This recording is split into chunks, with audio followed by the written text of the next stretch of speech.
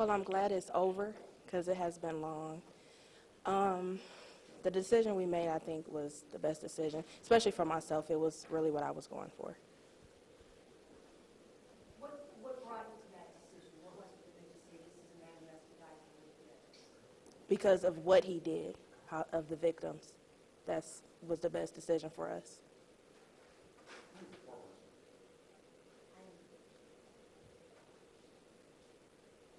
Juror number 2, please, just for some variety here.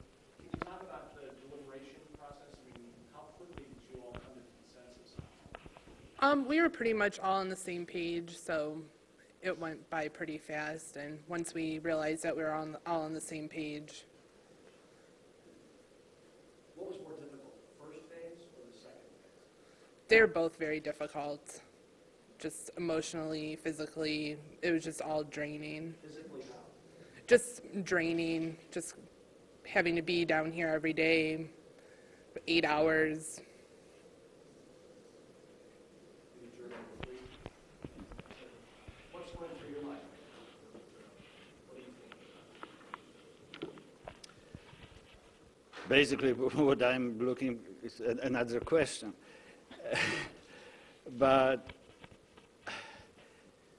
I'm still trying to understand what happened, how this all went, what are the consequences of everything, what happened here, and basically that's all is in my head right now. Sure. Well, you folks were all selected because you said you could come into this with an open mind. Did you have any idea who Anthony Sowell was going into this? It's hard for a lot of us to believe that you wouldn't know who he is or you didn't hear anything about it going in. I think anyone in this jury box would be lying if they said that. I don't watch the news, so I don't follow everything, so I think I came in with an open mind. And even those of us that, or if we did watch the news or we saw something, we left it behind. We used what was in court and what was presented to us. Number 4, did you all know from the first vote you were going to sentence Anthony Sowell to death? The first phase?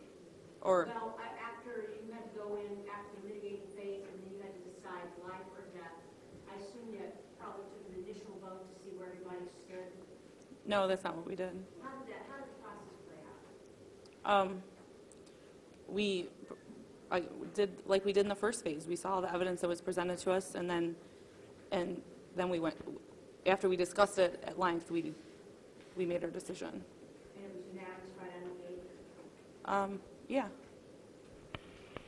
From a Christian perspective, how many of you all are Christians and how many really put this thing to prayer? Because that is a very vital thing, sentencing somebody to life or death.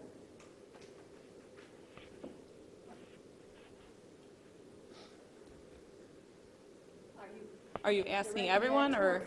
We need to ask specific persons. Yeah. I just said, how many are Christians and how many really put this We'll thing? go by juror number, and that's how we'd like to proceed, just so this is organized.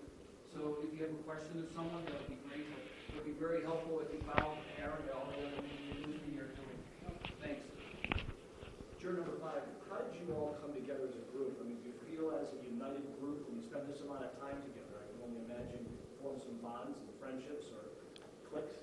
Well, truthfully, we don't know each other's last names. Is that right? That's right. We go by juror numbers or first names. We're familiar with our first names. But we spent a considerable amount of time from June 3rd on, and early on in the trial, we were sequestered during the day, which meant our lunches were provided to us, and we ate as a group for lunch. We were not allowed to go out. So we spent a good 2 hours of social time in the middle of every day as we had lunch and talking, and we weren't allowed to read the newspaper or things like that, but read sports and magazines and discuss what's going on with our lives. Will you keep in touch with any of these people? That's hard to say. We did share a list of emails, and I don't think everybody participated, but I personally don't know if I'm going to go forward with that or not. Number 5, what effect, if any, did his statement have on you? I didn't hear What that. effect, if any, did his statement have on you, Mr. Sowell's unsworn statement? We found that to be completely rehearsed, completely condescending, completely lack of remorse, and complete lack of denial of guilt, and it was not at all considered as a mitigating factor during our determination. Juror number 6, can you answer that question also? Your thoughts on hearing Mr. Sowell's testimony? Like he said, we thought it was all pre-planned. It was just something that he was being led through, question for question. And when he tried to give any remorse back to the family, we felt there was nothing there. Nothing. Are you a consumer of news? Do you read the paper? Do you go online? Not online. The local plain dealer paper, of course. So you have But, read the story of Anthony Sowell? well, no. I knew of him.